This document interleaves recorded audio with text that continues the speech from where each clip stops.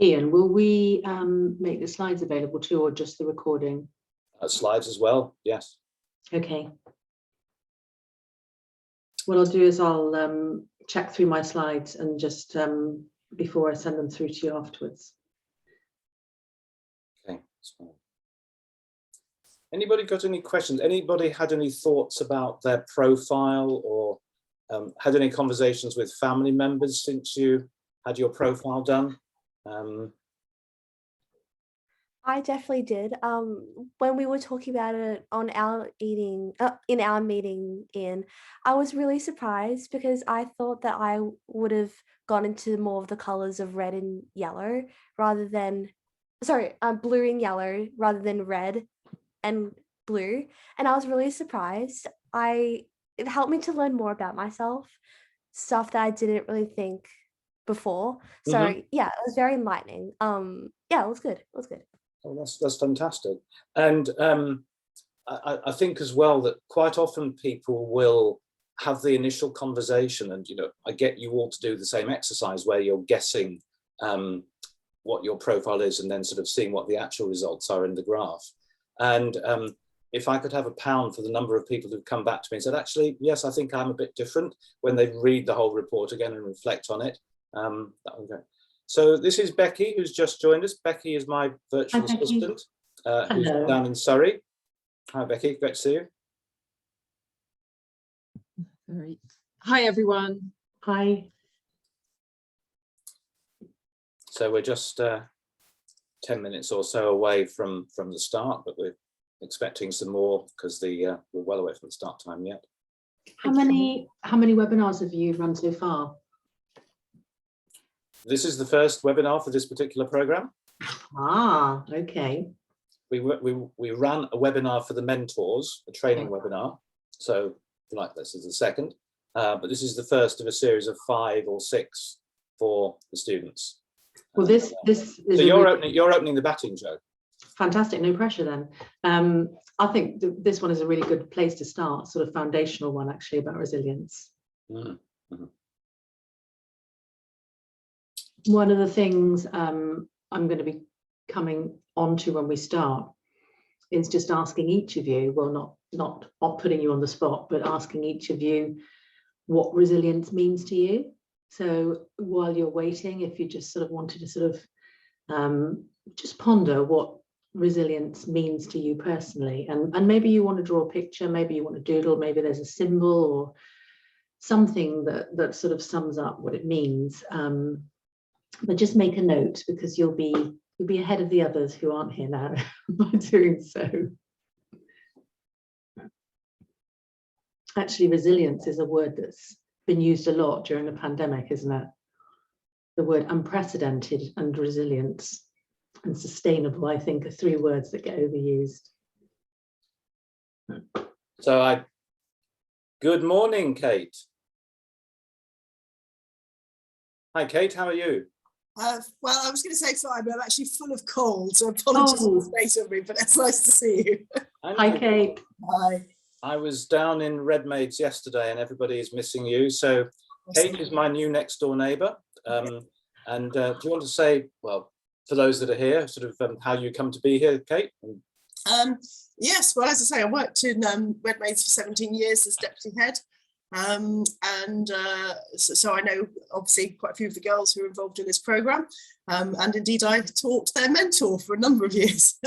That's how old I am. And then Ian very kindly invited me to come along and see what you do on the ground, as it were, rather than us just talking about it. So thanks very much for having me. Oh, nice. We could almost leap over the wall and sort of shout at each other, but it's much nicer to do it this way. Well, I might have to go on mute, and I've got Jasmine in the background. At the moment, my daughter hasn't managed to get into a school, and she has some learning needs, so she doesn't quite understand necessarily when to be quiet. So if I go mute, I apologise, but that's what the problem is. No. Say hi to Jasmine for us. We will do. Excellent.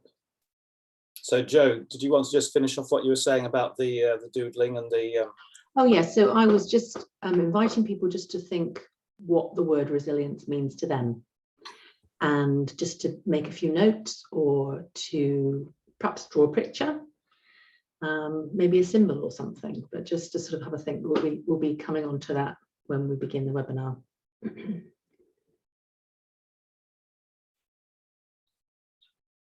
And I was also saying that I think it's becoming one of those overused words at the moment, because, unsustainable, sustainable, unprecedented, and resilience, everyone seems to sort of, it was interesting, wasn't it, during the pandemic, how everyone suddenly acknowledged that we're human and that we have emotional health as well as physical health. It was almost like before that we were machines.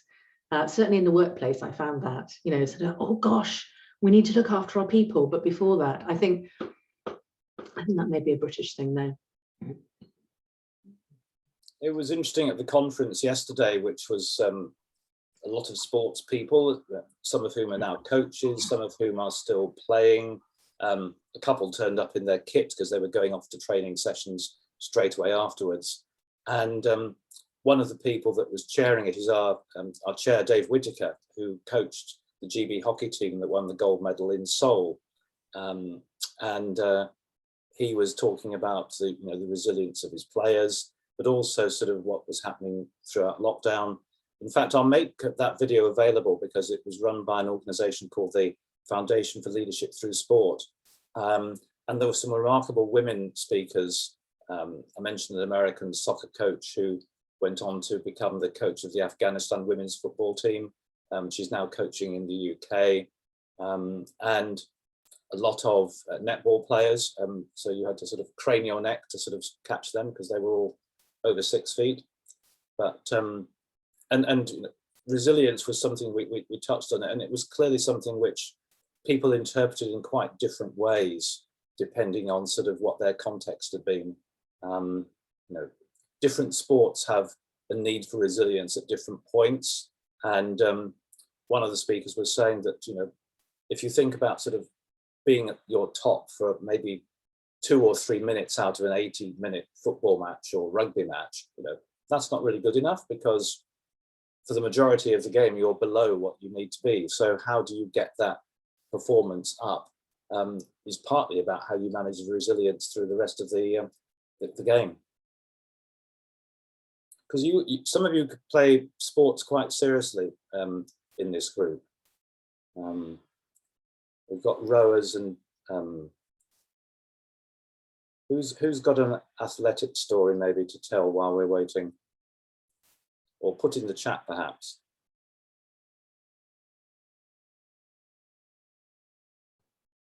I've got a kayaking story. Go on then, Jo. I think that it was more around confidence than resilience, really. But it was, I started kayaking, and it was all going very well, and I was sort of going down white water and rapids, and really building my confidence up. And I remember going on a kayaking trip, and we had to sort of haul the kayaks up this cliff. And then we sort of slid down the kayaks into the river. It was like a 30-foot drop. And I was like, yeah, I'll do it. My confidence was getting more and more and more. And then my now husband, I went out kayaking with him. We were dating, and I was showing off, I suppose. And I was like, yeah, no, I'll go down this weir. It's fine. So I go down the weir, and I completely capsize, and I get stuck in my kayak in the weir. And he's just there. He's just looking at what I do. And so I get myself out of the kayak, and I sort of come up looking like a drowned rat.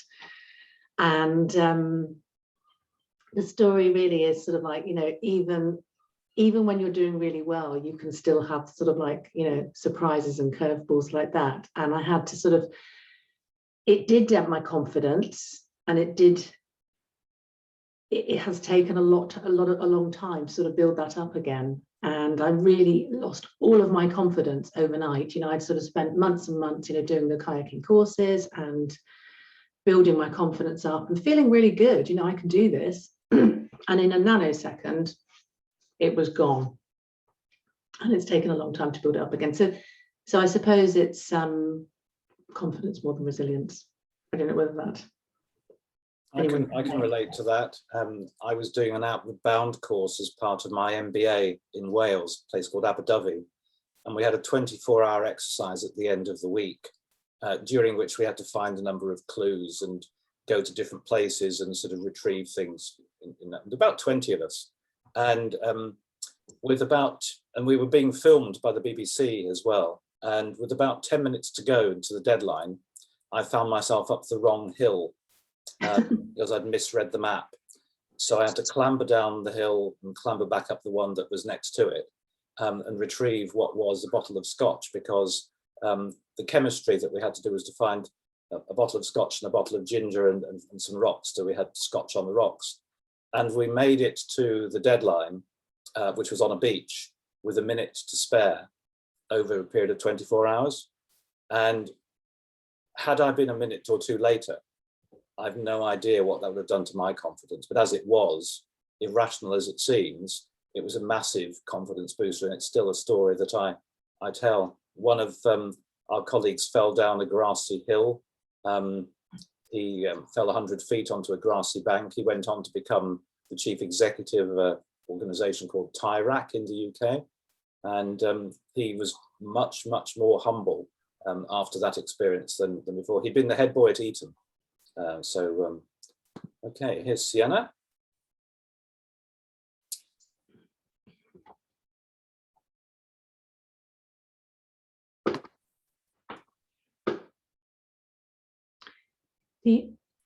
I'll wait until we've got a couple more people. Maria.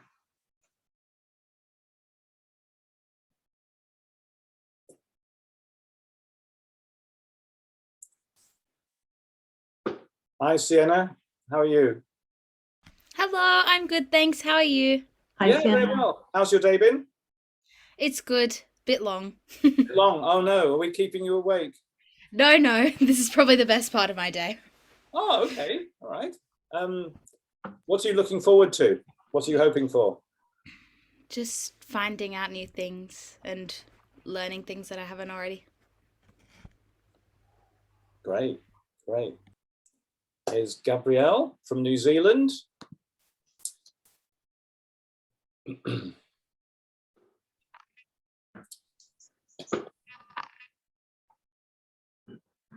Hi, Gabrielle. How are you?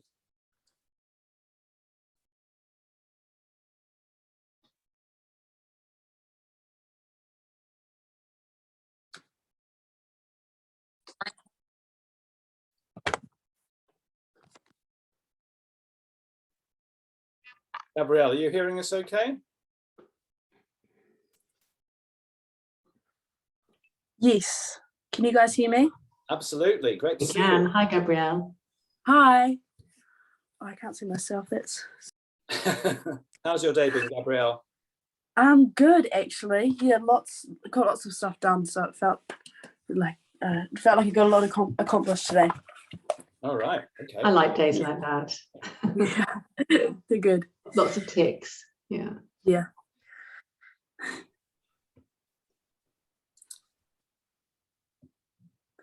There's Olivia. Is Elizabeth and Imi coming as well, Gabrielle? They should be. Yes, I can. They should be, or they'll be joining in themselves from home. Oh yeah, no, that's fine. That's fine. And there was talk that Mrs. Armstrong might join us as well. Possibly. I'm not too sure on that one, but I'd say she would. She She said maybe, I think, yeah. Cool. Ian, I just want to let you know that I do have controls now. I've just tried to move the slide and it's thinking about it maybe. No. So I'm not sure I'm able to move the slides.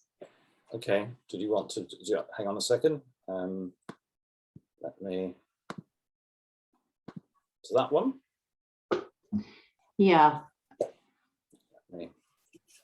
Is there anything we can do so I can have control of the slides, or? I will just make that happen if I can. Thank you. So this slide is really just focusing our minds on resilience and asking you just to think about what resilience means to you, and just to make a couple of notes while we're waiting to start. Maybe it's a picture, maybe it's a symbol. but I'm going to be coming back to this and asking you to share with me what. Do we have to turn our cameras on? Good question. Ian, what do you suggest? Cameras on or cameras off when we start? Or I'm entirely in your hands and the students' hands. You're the host as far as the day is concerned. okay, So, well, I think what we might do is when we do some of the slides, we will turn our cameras off so we can actually focus on the slides. And then when we do there's various different slides when I'm going to be asking for your participation. So just turn your cameras on, unmute yourself, join in. It's going to be interactive, so I'm not going to be talking at you the whole time. I can't hear anything. How do I unmute? How do I unmute it? who is that? Sorry. How do I unmute it? Whoever is trying to unmute is unmuted. We can hear you. Sorry. That's okay. That's Can't okay. hear anything. Oh, hang on, audio output might not be. Oh, we might need to turn it off. Ian, I still can't move the slides. Can you remind me what the control is for that, Joe?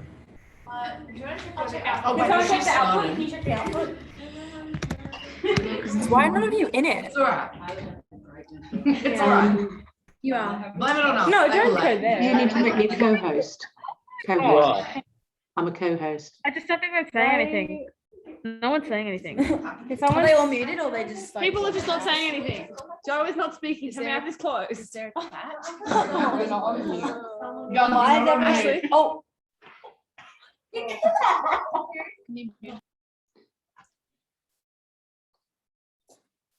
You might have to move the slides, Ian. Okay.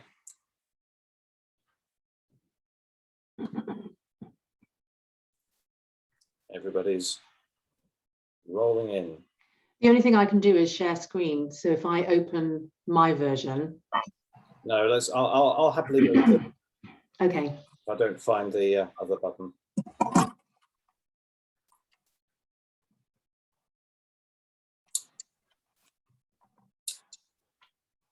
Hello, Ashley and Ashley.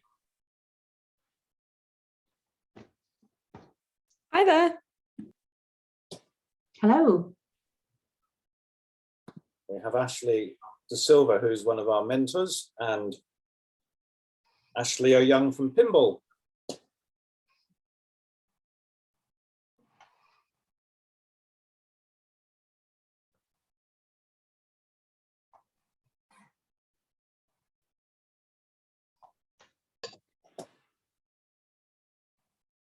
I'm wondering if when you make the slides the full screen, I might be able to move them then. We'll see. Ah, that's a point. Is it not full screen at the moment? No, I've got gallery. I can see everyone, which is lovely.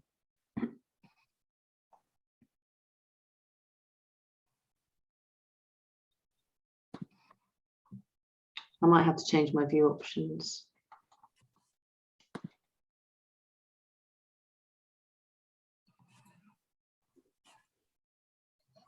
Can you all see that? Yep. Great stuff.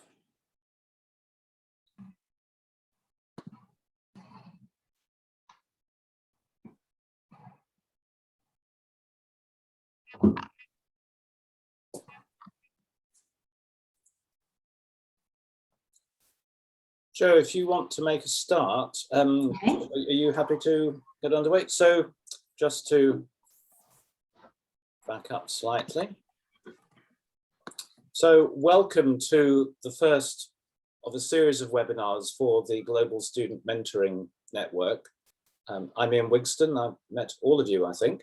And a particular welcome to Lauren Bridge, who's the Executive Officer of the Alliance of Girls' Schools Australasia, whose idea this was, and delighted to have you with us, Lauren. And I'm going to waste no more time to introduce Joe Beckett, who is our host today. Joe is a psychologist who's qualified to teach resilience and mindfulness, and is a qualified coach and mentor. So Jo, you're very welcome, and over to you. Thank you very much, Ian, and good afternoon, good evening to everyone. I'm delighted to be here today. Ian, I'm going to need to ask you to forward on the slide. So I thought I'd just start by saying that I don't know how it feels to be you. I certainly don't know how it feels to be a teenager in 2022 who's had their education disrupted by a global pandemic.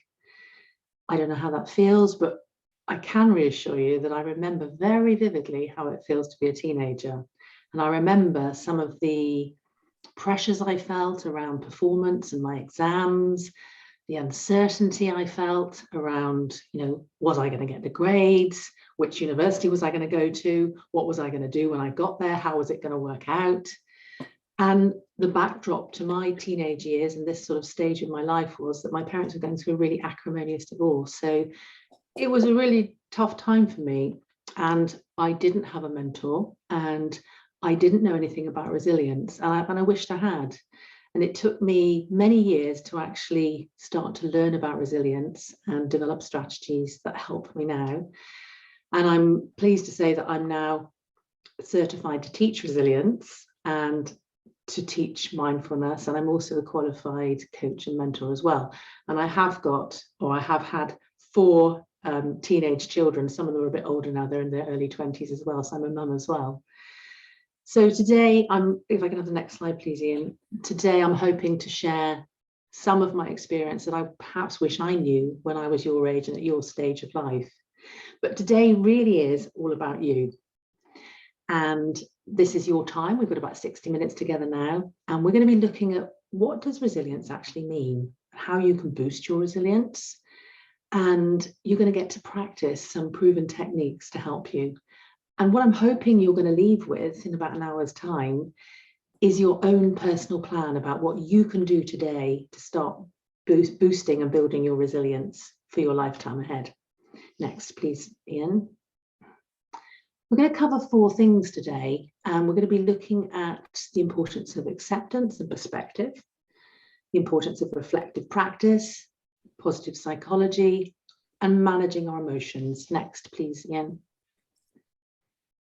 So that you can get the best from this next hour, I know you're at the end of the day and some of you are hungry and you've got supper coming up, but if you can, try and minimize the distractions, because I'm going to be asking for your participation. So I really want you to join in.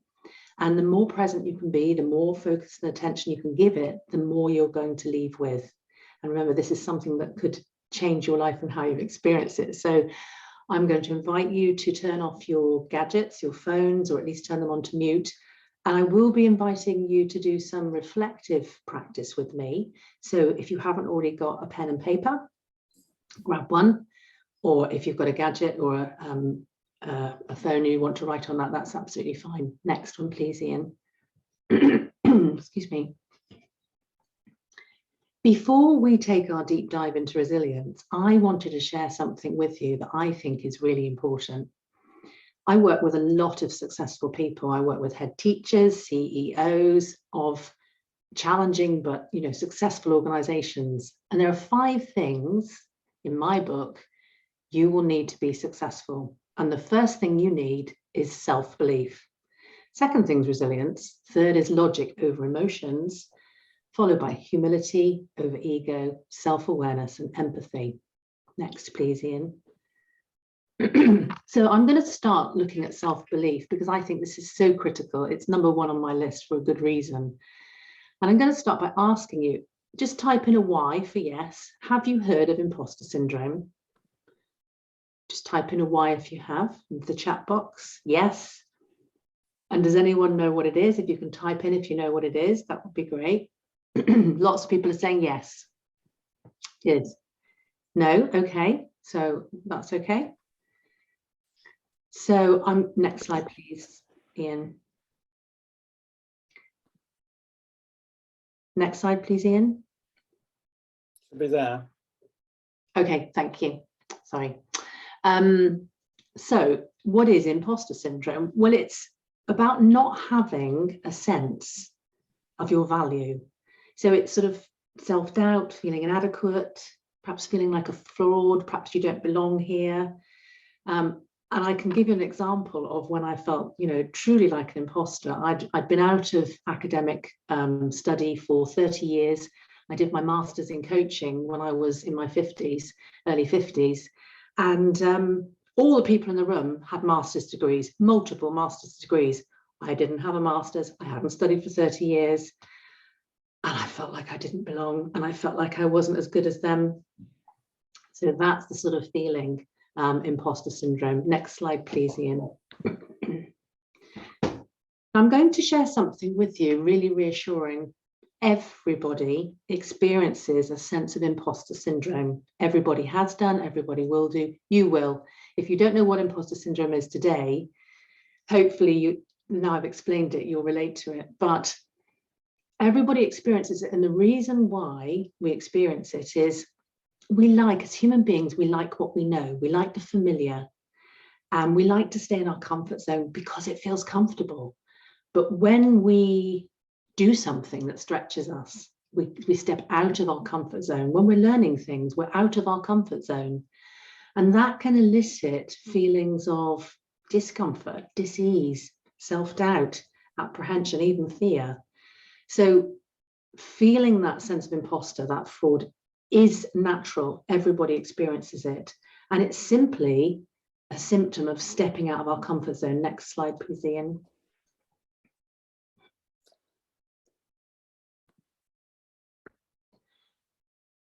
So when we step out of our comfort zones, that's where the magic happens. That's where we learn. That's where we grow. That's where we expand our horizons. And most importantly, that's when we feel fulfilled and stimulated and motivated. If we don't step out of our comfort zones, we stagnate. We don't grow. It doesn't feel good. So stepping out of our comfort zones is something, we all need to embrace. Next slide, please, Ian.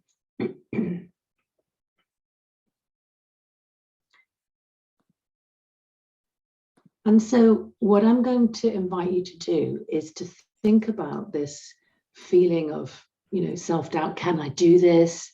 Am I up to this? Do I belong here? And to interpret it in a different way. When you feel that discomfort, when you're in a new situation, you might have just arrived at university, you don't know anybody, you're going to feel out of your comfort zone.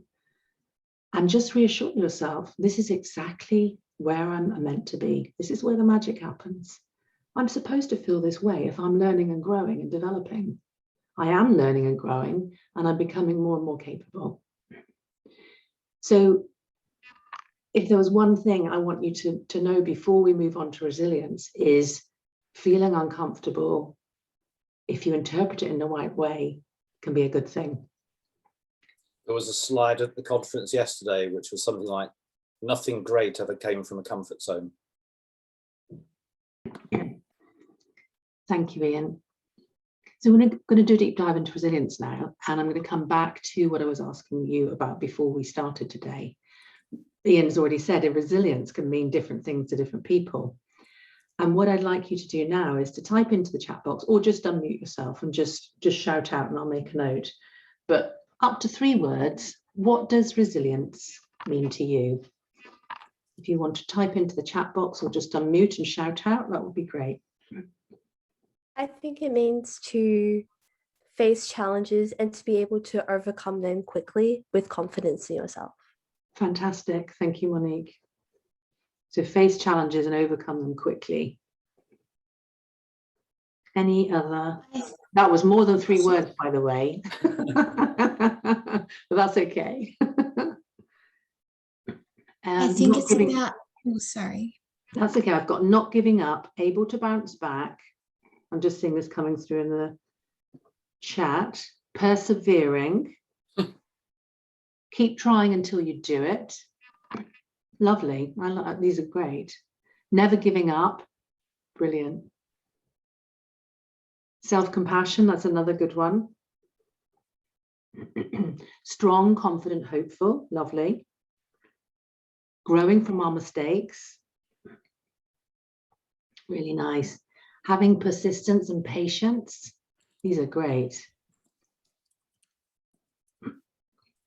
adapting well to change.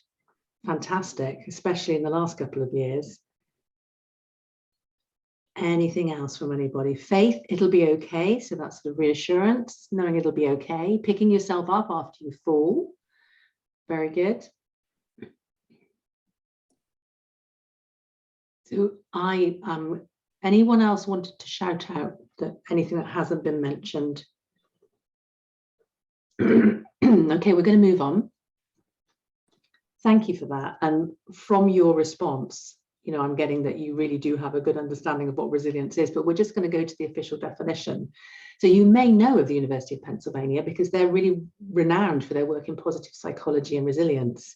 And they define resilience as a set of characteristics, abilities, and resources that enable achievement of positive outcomes despite exposure to significant threat or adversity. Next slide, please, Ian. So it is all those things you were saying. It's about the ability to bounce back despite experiencing difficulties. It's being able to recover. It's finding your mojo, that energy, motivation after you've been knocked. So next slide, please, Ian.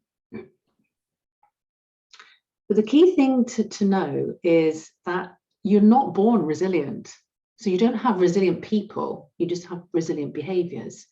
So if you think of resilience like your muscle tone, it's something that you need to exercise, you need to build, you need to develop, you need to practice. It's a lifelong thing.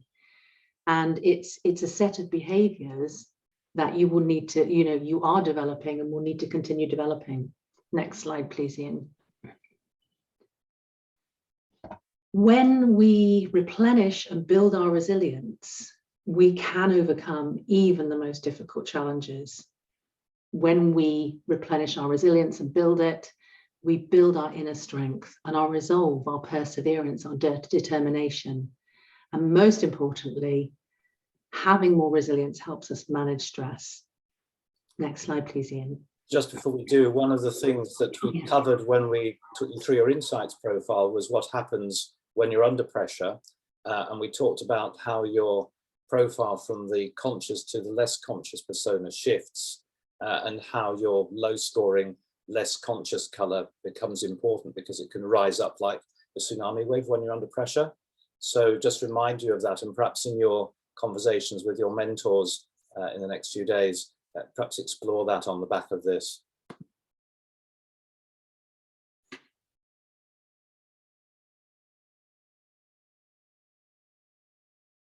Oh, Joe, you're muted. Thank you so much, Monique. I was just saying that we're going to be going through 4 things that resilient people do. And the first thing is that they accept that life will throw you curveballs, that there will be challenges in the road ahead. And the second thing they do is that they find ways to gain perspective when they catch that curveball. Next slide, please, Ian. So it's all very well, you know, accepting that, you know, life's going to throw you a curveball, but how can you gain perspective? And I'm going to give you an example of my godson. So recently, my godson, who's 18, he had his first serious relationship, and his girlfriend ended it with him. And he was devastated, is probably an understatement. His world had ended. Even though he'd been offered a scholarship to a US university, even though he's just at the beginning of his life, he could not see beyond the relationship ending. And he reached out to me, so godmother, coach, and he didn't want to talk. He just did it by text, and he was just sharing with me how he felt. And I asked him questions and helped him, sort of eased him through and enabled him to sort of sit with what was going on and get through it. And I'm really pleased to say that he is now going to university in the US, and he's actually got a new girlfriend, so he's moved on. But really thinking about, you know, when the going gets tough, who can you turn to? Who is in your network? Who can you turn to share and to reach out to?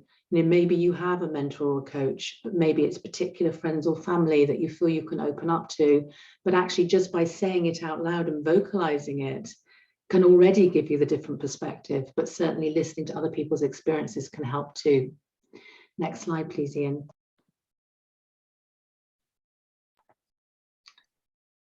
So I'm also going to share with you now and invite you to join in an exercise which will help you gain perspective. I find this such a useful tool, and it's something you can use on your own.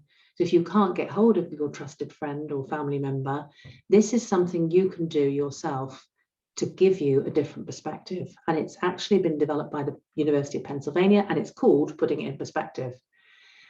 What I'd like you to think about is year to date. So we are in May 2022, and I'd like you to think about a challenge that you're currently facing. So thinking ahead to the rest of the year, if there's one thing that you feel particularly daunted by, maybe it's an exam coming up, maybe it's a project you've got to start, maybe it's a difficult conversation with your parents about what you want to do next.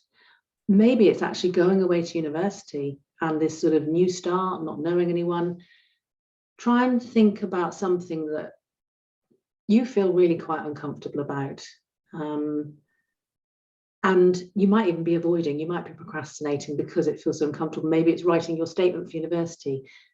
Hopefully I've given you enough examples. So just make a note now. I'll just give you a minute or so just to make a note of what that is. Hopefully something just came to mind.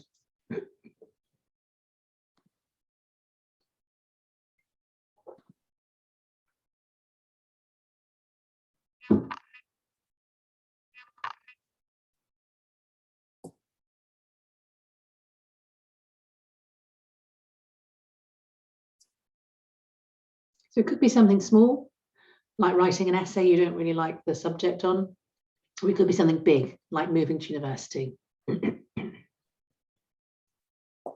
So has everyone got a note of their challenging situation that they're perhaps feeling uncomfortable about? Great. Okay, can we have next slide, please, Ian?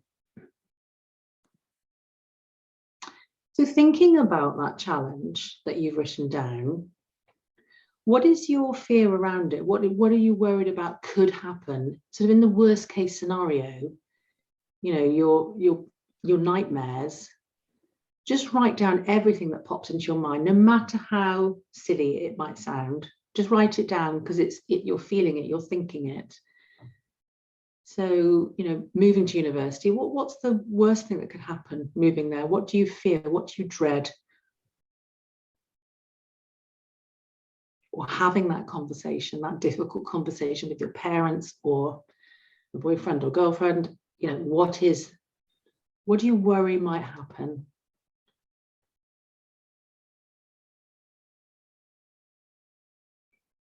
And I should have said at the beginning that I will be inviting you into breakout groups for pairs, so you can just talk about your experience of doing this exercise. So if you haven't already made a note, then just make a note of what the challenge is, what you feel uncomfortable about, and really what your biggest nightmare is around the challenge. Is everybody ready to move on? Okay, great. Let's move on to the next slide, Ian. So we've put down our challenge. We've made a note of our deepest fears.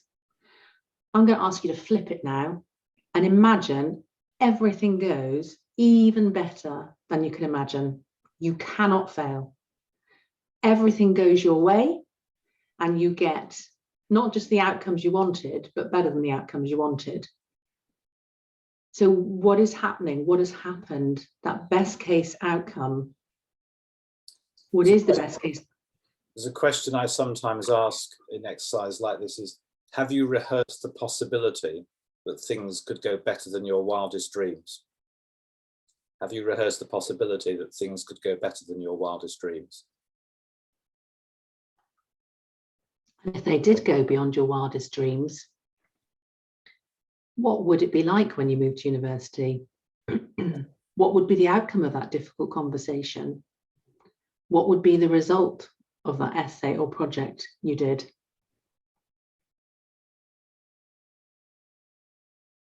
Remember, you can't fail. Everything goes your way.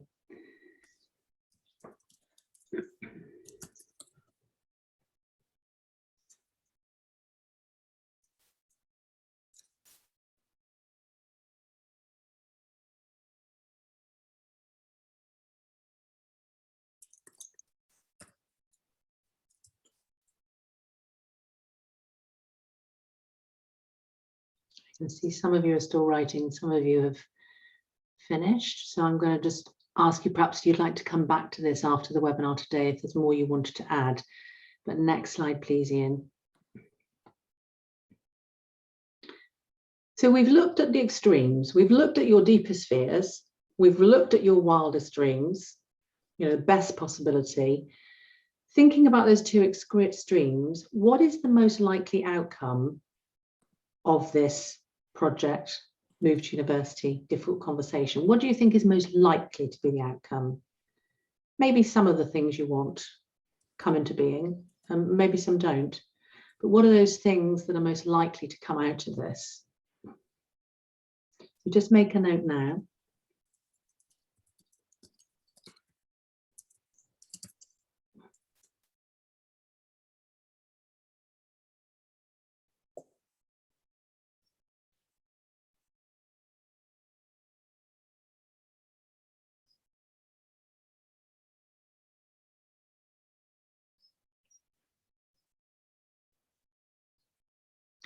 And I'm going to ask you, when you've put down some of the things that probably are likely, what can you do specifically that will help you achieve these outcomes? So what can you do to move you towards these outcomes? So just make a note. You know, if it's moving to university, you know, it could be researching and connecting through social media with other people that are starting at the university. If it's a project or an essay, it could be just doing some reading around the subject. But what can you do to ensure you at least achieve the most likely, the sort of realistic outcome?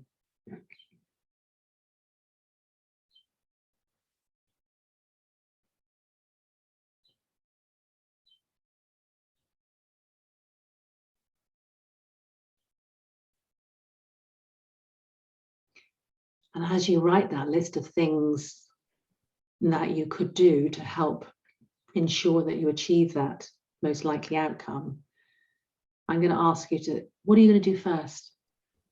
What's first on your list? What's most important? What's first on your list, and when are you going to do it by?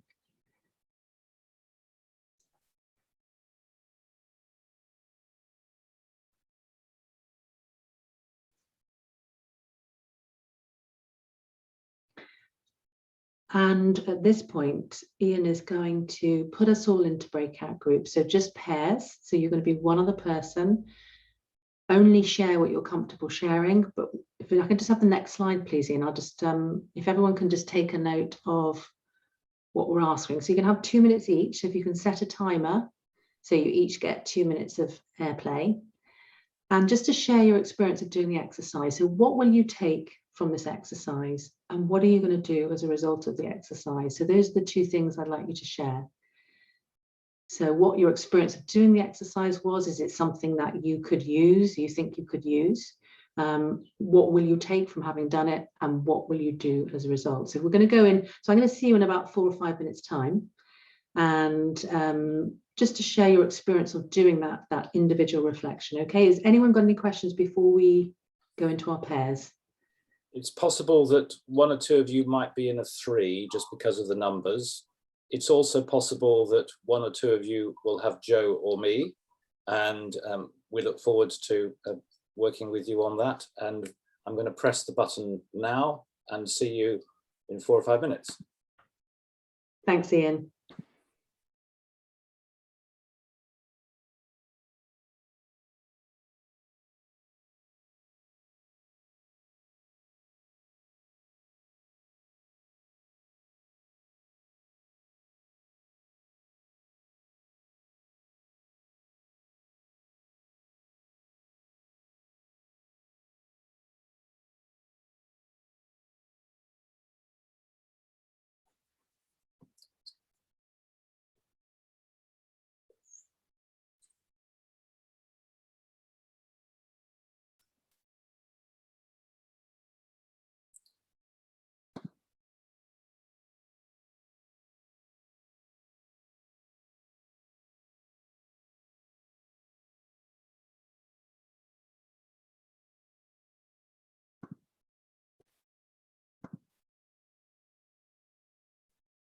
Hi, Ian. I think I accidentally went out of it. Am I possibly able to get back into my room?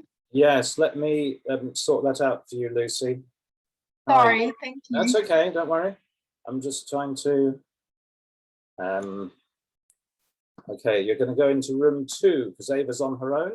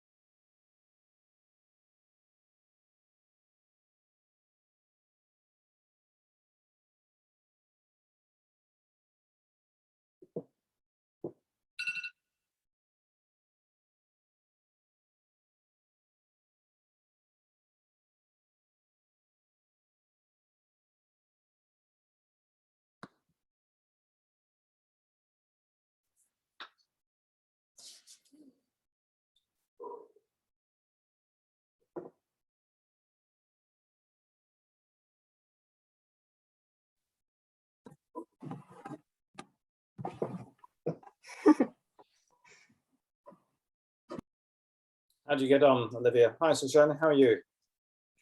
We got on really well. It went good. Yeah. Excellent.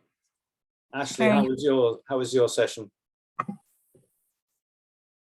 Me, Ashley? Yes. Silver, sorry. Sorry. Yeah, it was really, really great. Obviously, you know, being a couple years out of school, you forget how daunting exams are, and it definitely feels like the be all and end all. And you put a lot of pressure on yourself, but I guess at the end of the day, just making sure that you put your best foot forward, you know, leave nothing in the tank, and then whatever happens, you know that you tried your best. And that's how I think you build quite effective resilience at the end of the day. Great stuff. So everybody should be coming back. So Jo, over to you.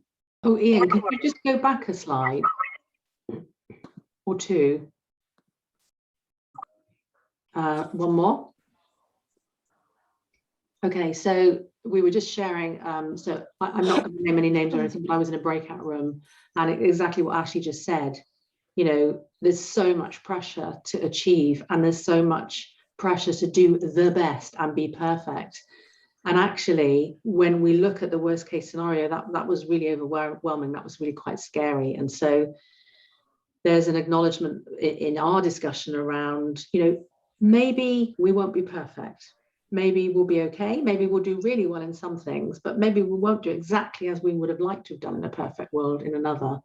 And actually, it is trying not to dwell on the fears and looking at what you can do. And we're going to be moving on to positive psychology in a minute. Would anyone else like to share their experience of going through that reflection, you know, positive or negative experience? Any more comments on what came out of your discussions? I personally really enjoyed it from my standpoint, because as a person who likes knowing exactly what I'm doing, this exercise helped me to really plan out what I was going to be doing to a point where I'm able to follow it, and it will be something that I will be able to achieve so I can overcome this challenge that I'm currently facing. So yeah. That's really good, Monique. And I think often when we face our fears, you know, some of them, you know, it almost diminishes them. And when we've sort of diminished that rumination and that sort of fretting going on in our heads, we can then actually be logical and plan. So actually sometimes acknowledging, you know, this does feel really uncomfortable, these are the emotions I'm feeling, almost sort of lessens them. Any other comments or feedback on the exercise? Hi. Hi, Ashley.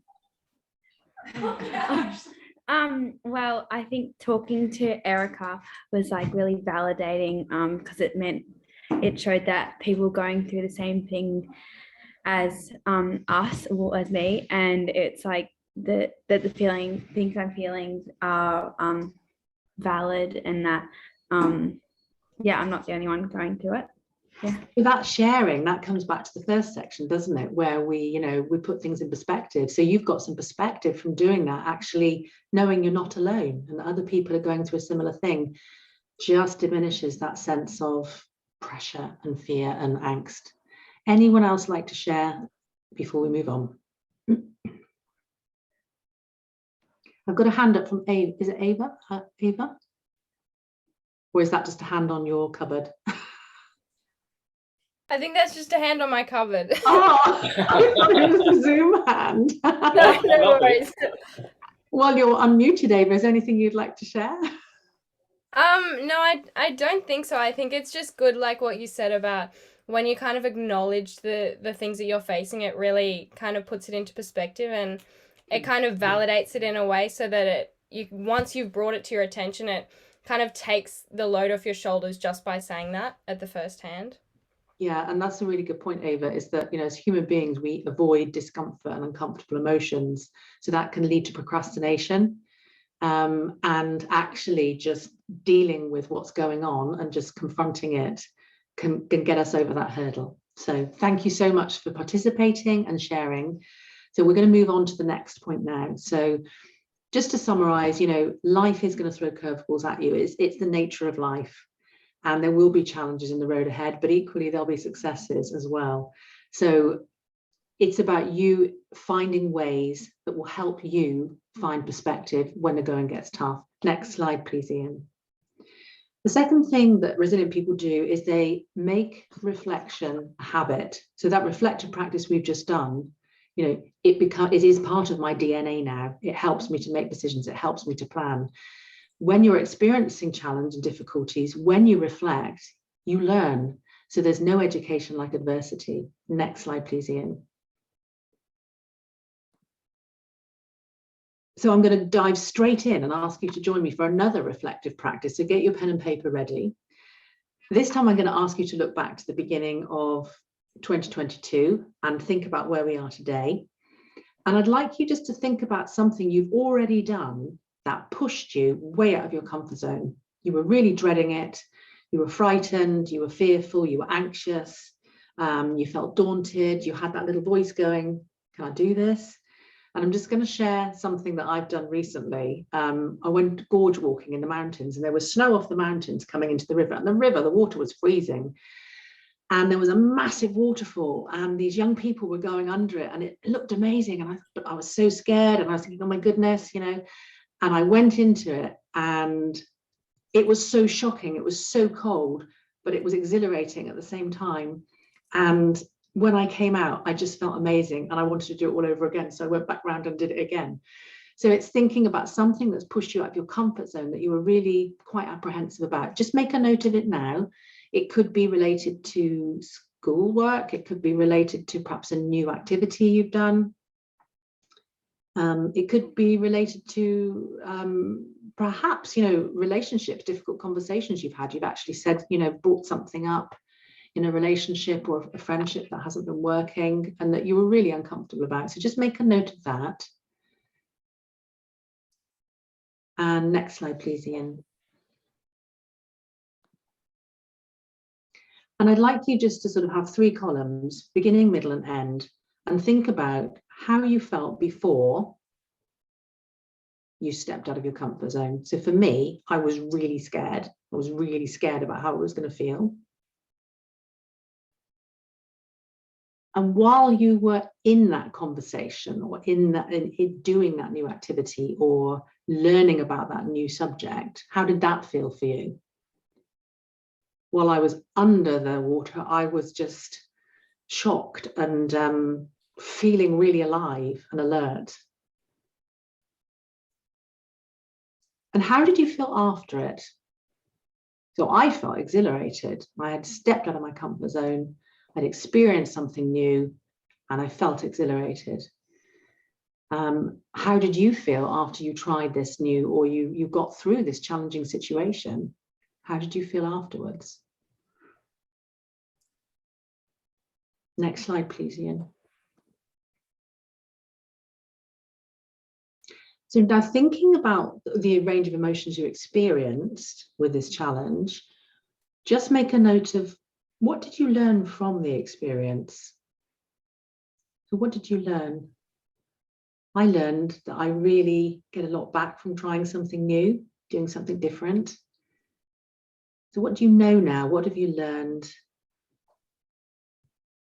I know I like stepping out of my comfort zone because I feel great when I step out of my comfort zone, despite the negative emotions at the beginning. So what have you learned? What did you learn from your experience? And what do you know now?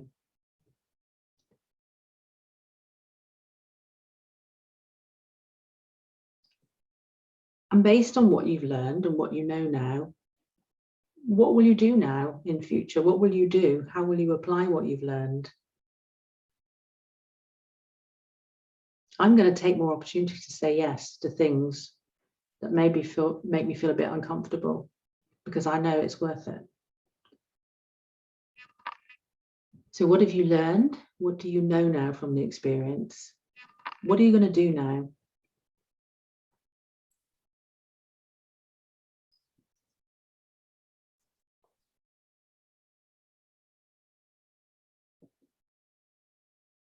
Okay, Ian, next slide, please. If you'd like to spend any more time on that at the end, then please do take some time for yourself. So we've done 2 quite big reflections there, and the rules of reflection are you need to make time to reflect. You need to write it down because when we write it down, it helps us process and structure it. And it gives us a sense of control. You know, when we talked about, you know, life's curveballs and things coming at you, using reflection as part of your building your resilience can actually give you a sense of control when we don't have control over a lot of things. And you need to make it a habit. So whether it's your journal at the end of the day, or whether it's a bullet journal at the end of the week, or it's a visual collage board or whatever, however you want to reflect, make it a habit, do what works for you. Next slide, please, Ian. The third thing resilient people do is they practice positive psychology. They're intentional about where they focus their attention. Next slide, please, Ian. So as human beings, and we do share 98% of our gene pool with chimpanzees, we have a natural defense mechanism. So our brains work in a way where we are wired to look for threat and danger, that saber-toothed tiger. And in 2022, what that means is we're looking out for threats and dangers. We're looking out for things that make us feel uncomfortable. And we tend to look for what might go wrong. It was interesting in our discussion about the best and worst case scenario that the person I was paired with, they were really sort of, they were dwelling on that awful scenario. What if it all went horribly wrong? That's naturally being human. We all do it. And so we need to practice and help our brains to sort of redress that looking for danger, looking for threats, looking for negativity. Next slide, please, Ian. So what is positive psychology? Well, it's the science of happiness. It's the study of human strength, resilience, and optimal human functioning. So what that means is when we practice positive psychology, when we help our brains get that balance away from negativity, we feel better and we perform better. Next slide, please, Ian. So there's been a lot of research into positive psychology, and you're probably familiar with some of it, but practicing gratitude has been proven to increase positive emotions and well-being. And simply by noticing acts of kindness and positive experiences, it can make us feel better and it can rebalance our positive negative. So we talked a lot about reflection. A reflection can actually reboot your brain and take it out of that negativity into a better place to plan and do. So make a habit of reflecting on the good stuff. And we're going to go straight in on the next slide to a positive. It's a really simple thing. And you may already do this. There are apps called 3 Good Things, but it's something that's so simple that what you can do. I tend to do it at the end of the day. As I'm sort of, getting ready to go to bed, to sleep, I think about, one good thing that happened today. So if you think about your day today, your day at school, think about something that made you feel good. So for me, I haven't had a day yet, but yesterday I had a meeting that I'd sort of not been looking forward to. It was with someone I wasn't quite sure about, and it was really good. It was unexpectedly good, and I left feeling, gosh, really glad I had that meeting. So what one thing happened at school today that made you feel proud? Maybe you got some really positive feedback from a tutor that made you feel proud. So just make a note now and think about one act of kindness or generosity. Maybe you helped someone. Maybe you helped someone who was struggling, maybe with some coursework. I've got a friend at the moment who's struggling in New Zealand, actually. And I've been texting her and just sort of providing support and encouragement. And that feels good to be able to help her, And so maybe it's someone who's helped you. And the third thing is, what made you laugh out loud? What made you giggle? What brought a smile to your face? And for me, it was, meeting with a group of fellow coaches last night, and one of the coaches being very self-deprecating and just having me belly laugh. It was very good. So 3 Good Things is a really simple way of, it just brings our focus onto the good. And you can find the app, 3 Good Things. There's several apps, or you can just build it in. You can do it into your journal. You might like drawing, the 3 things that made you feel good. So hopefully that's given you a little bit of an insight into what positive psychology can look like on a daily basis. Next slide, please, Ian. So we are, as human beings, naturally predisposed to look for what could go wrong, and we tend to dwell on the negatives. But if we intentionally, a bit like going to the gym and building those muscles, if we proactively reflect on our good experiences and what we're grateful for and acts of kindness, it can change our lens from thinking about what could go wrong to thinking, actually, there's a possibility I might do really well. There's a possibility if I did this, I could actually achieve what I want to achieve. And noticing in those daily reflections or weekly reflections, what sort of things make you feel good and how can you build more of them in? So do more of what you love. Next slide, please, Ian. The fourth thing that resilient people do is they manage their emotions well and they know how to regulate their emotional temperature. So what that means is that when they're faced with adversity or challenge, they're less reactive, they're less likely to catastrophize, and they're not easily provoked or irritated or get angry. Next slide, please, Ian. So I'm going to invite you just to think about when you get stressed, when you feel stressed, what are the signs that you know you're stressed? So you can vote now. Ian's going to be launching a poll, hopefully, and thinking about when your emotional temperature rises, what sort of things do you notice? Do you feel irritable? Are you a bit more snappy? Are you moody, quiet? Do you become more indecisive? Perhaps you catastrophize or jump to conclusions. You take offense, you feel more sensitive, or perhaps it's some or all of the above. If you could just vote on the option that you can relate to most when you feel stressed, and we'll have a look at the consensus. Jo, there's just a second question that says untitled, choice 1, choice 2. Do we just click anything and then press submit? Yeah, no worries. Oh yes, yeah. Thank you. So we've got lots of voting going on. And has everyone voted now? It's just changing. Hopefully, Ian can share the results with you so you can all see them. Just waiting for a couple to come in. Okay, great. I can see a clear winner. I can relate to this.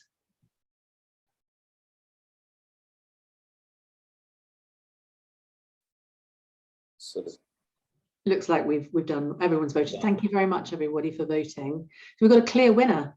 65% of us notice they're feeling stressed because they're more irritable, anxious, moody, and snappy.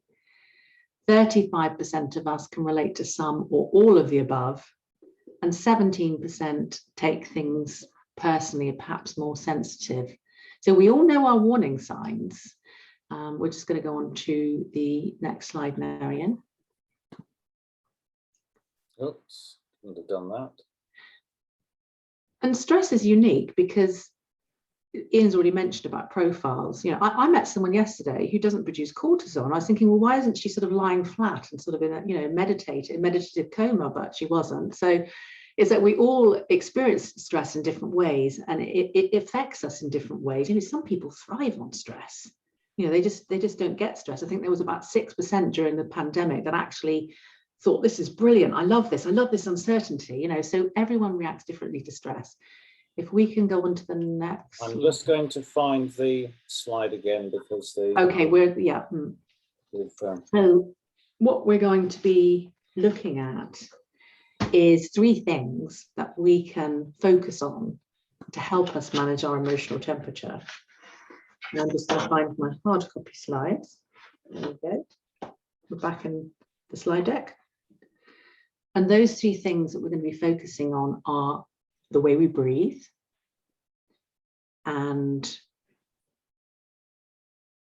we got the next slide, Ian. Brilliant. So resilient people understand what they need to do, because everyone's different, to cool their emotional state moment by moment. And you know, sometimes we can get triggered, we can feel triggered, something's upset us, and we can actually go and take a walk, or we can have a swim, and we can calm ourselves down. But sometimes we don't get that luxury. Something happens in the moment, someone says something to you, whoosh, your emotional temperature goes up. What on earth do you do then? So this comes back to the logic and emotions as well. When we know how to calm ourselves and reduce our emotional temperature, even in the moment, we're able to apply logic over an emotional reaction. So this is really important when it comes to resilience. So this is about finding ways to bring down your emotional temperature, to conserve your energy, and to keep that logical thought process so you can be more resilient. Next slide, please, Ian. So as I said, we're going to be talking about 3 things to help us. The first is the way we breathe, the second is sleep, and the third is digital boundaries. Next slide, please, Ian. The importance of breathing. Now, some of you may already know this, but the way we breathe can actually directly affect our physiology. So when we are stressed, we tend to breathe more shallowly. You know, if you're angry, you're sort of getting ready to fight and you're sort of conserving more energy. Or if you're anxious, your breathing becomes faster and more shallow. And the impact of that is that we're not expelling the carbon dioxide that we need to expel. And that actually elicits feelings of anxiety. So scientists actually do experiments on anxiety, and in their subjects, in their participants in the study, they actually give them carbon dioxide to elicit feelings of anxiety. So when we breathe more shallowly, we don't expel the carbon dioxide and we just start to feel more anxious, which means we're going to have heightened emotions. The parasympathetic nervous system, however, is when we're in rest and digest mode, we're feeling more relaxed, our emotions are cooler. And so that's the sort of physiology behind the importance of breathing. But how do we actually change our physiology? Next slide, please, Ian. So there's something you can do in the moment which helps to expel the carbon dioxide and activate your diaphragm, which then activates your parasympathetic nervous system. So when you are triggered, when you feel yourself heightened or angry or irritated, it's about deepening your breath. So bringing your breath right down into your abdomen and slowing down your breath and doing an extended exhale. So when I say extended exhale, sometimes it can be helpful if you imagine blowing through a straw as you're exhaling to really slow down that exhale. So,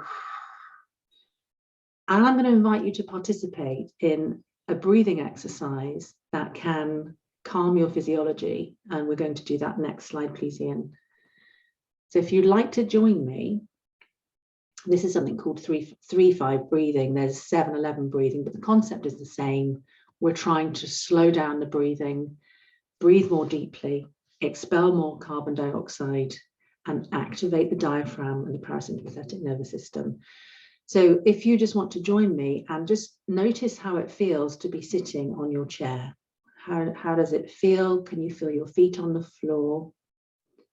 And what can you hear around you? Just place your hand lightly over your lower abdomen. And I'm just going to ask you just to take a very deep breath in, drawing the breath all the way down to your lower abdomen. And we're going to just breathe in and pause. And then slowly expel as if you're breathing through a straw. And pause. And now we're going to do it to counting. So we're going to be consciously counting in for 3, and then pause, and then out for 5.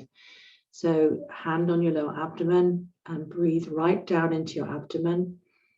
2, 3, pause, and out. 2, 3, 4, 5, and pause, and breathe in. 2, 3, and pause, and breathe out for 5, 3, 4, 5, and pause. This is something, hopefully that will give you just an experience of it. Many of you will already do meditation, some may do yoga, but it's focused breathing. And if you Google it, there are apps that can help you with this, but it's really just sharing the physiology and the sort of premise. Does anyone have any questions before we move on? Because I think this is quite an important tool that if you can master and find a way to do focused breathing that works for you, will stand you in good stead. Any questions? No. Next slide, please, Ian.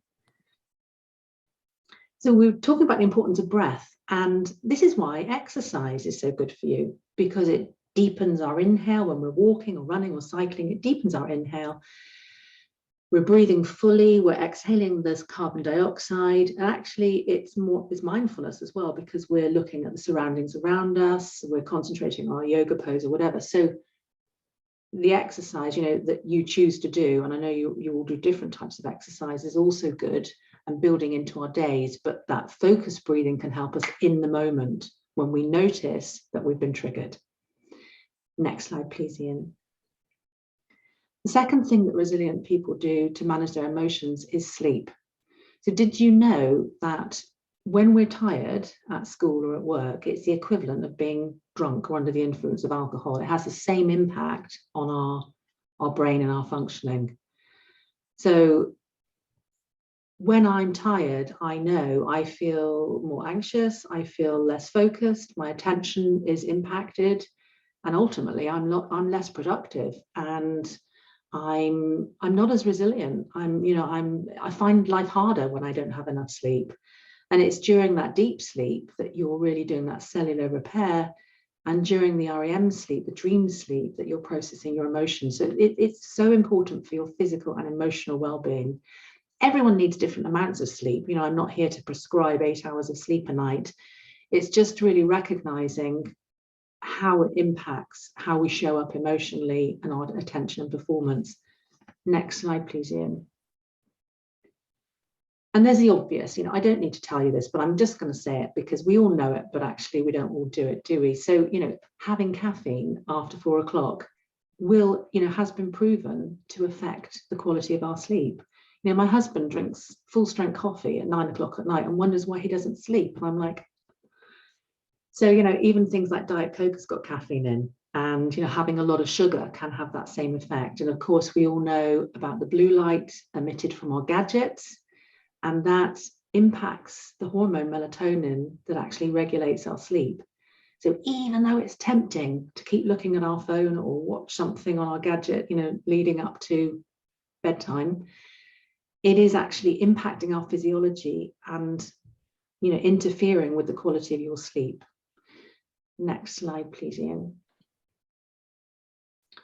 So we've been talking about in our discussion, we talked about the importance of ring fencing time. You know, because sleep is so important, you know, ring fence the hour before bed and do something that works for you to really just sort of like slow down that physiology, that sort of, you know, fastness from the day. For some people, it could be journaling, it could be reflecting, you know, maybe just parking all your worries and, you know, just putting down what you need to do today. You know, I've got a back-to-back day today, and last night before I went to bed, I just actually wrote down everything I needed to do so I could just leave it, and I knew that I would come back to it today. I didn't need to worry about it overnight. Maybe for some of you, it's having a walk, doing some stretching, maybe doing some meditation, maybe just doing nothing. How often do we sit and do nothing? So it's really ring fencing that time before sleep and doing something that enables us to, you know, reach that state of calm. Next slide, please, Ian. And as part of this managing our emotions and self-regulation, I wanted to talk about social media. We all use it, and it's only been recently that I've sort of been aware of how detrimental it's been for me. And so I think it would be wrong not to mention it. But with social media, you know, we're always comparing ourselves to other people. You know, my thing is, if I go on LinkedIn and I see what everyone's posting, I think, oh no, I'm not doing that. I should be doing this. That person's doing this. Oh, you know, and it actually makes me feel really anxious. I've noticed that I have a physiological reaction. I won't go on LinkedIn now at the weekends because it really does upset my physiology. So social media, you know, notice what happens when you're on social media to your physiology. Is it really, how is it making you feel? And, you know, thinking about that negative and positive mindset, you know, is it making you feel really good? Is it nourishing you? Or is it, you know, taking away and actually depleting your ability to manage your emotions? So thinking about your digital diet and, you know, do you need to be on all the apps? Recently, a 17-year-old Londoner called Robin West made national headlines because she actually ditched her smartphone for one of those old-fashioned phones. She calls it a brick. So she said, my smartphone was taking over my life. I didn't get as much work done as I always done, as I was always on my phone, and I'm happy with my brick. I don't think it limits me. I'm definitely more proactive. So think about, you know, how much time you're spending Is it really bringing you positivity? Is it going to be in your 3 good things? Next slide, please, Ian. So resilient people manage their emotions. They know how to cool their emotional temperature. So find ways, test them out, try things that help you to activate your parasympathetic nervous system. Be mindful of what you eat and drink and your social media habits, and develop a sleep routine that works for you. Next slide, please, Ian. So we've covered the 4 things. I'm just going to sum up now before we close. Self-belief, before we get to resilience, is absolutely critical to success. And stepping out of your comfort zone is exactly where you're meant to be. It's just how you interpret that feeling of not knowing and the uncertainty. Resilience can be learned, and it's something that we need to almost treat like our muscular system. We need to practice and develop ways to build and replenish our resilience as we move through life. The 4 things resilient people do: they accept that they're going to be ups and downs in life. They are going to have challenges come at them, and they find ways that work for them to gain perspective. Resilient people make time to reflect, and they make it a habit. They build it into their day and their weekly routines. Next slide, please, Ian. Resilient people practice positive psychology. We have to remember that we're human, and we have to balance the natural tendency to look for the negative and to dwell on the negative. And resilient people are able to manage their emotions well. They don't fly off the handle. They don't knee-jerk react. They have strategies and ways that they can cool their emotional temperature, and they look after their emotional and physical health. Next slide, please. So knowing what you know now about resilience, I'm just going to ask you to make a note of the one thing that you will take from today and you will commit to doing as a result of today. So one thing that you will take from today's webinar that feels important for you to make a commitment to doing. Next slide, please, Ian. And while some of you are making a note on that, others may want to start typing into the chat box. It would be great to have some real-time feedback from you about what you found helpful about today's webinar, perhaps what wasn't helpful because you knew already, and anything that feels important that you'd like to sort of learn more about, that you'd like to know more about, that you feel might be helpful for you moving forwards. So just type any feedback into the chat box when you're ready.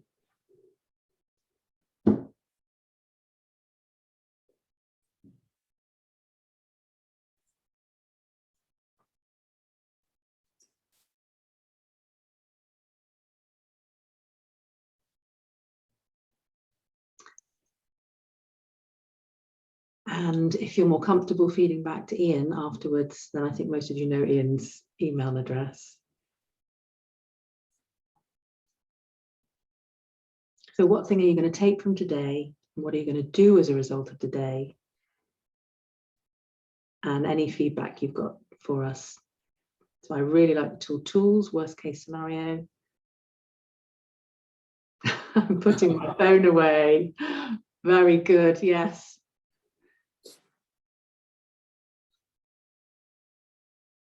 Thank you so much for participating and joining me today. You've been a great audience. It's been lovely to work with you. 3 things. The 3 things are very powerful, very simple, but proven to make a difference.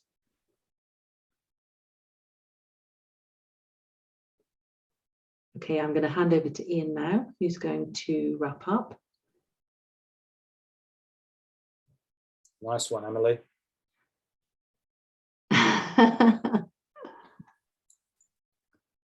Okay, Joe, a massive thank you from all of us. I can see from the comments and from the flow of the session that it's been very, very powerful indeed.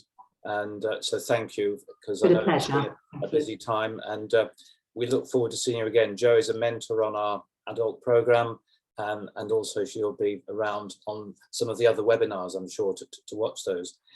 Before we go, because I know it's late for you, I've got three things I just wanted to say. Firstly, the next webinar, which is going to be on social impact, will either be on the 21st or the 22nd of June. And that's being done by a woman called Shai Bassis, who is a former United States diplomat who's worked all over the world, and it's on social impact. I only met her a few weeks ago, but she impressed me greatly with what she was having to say.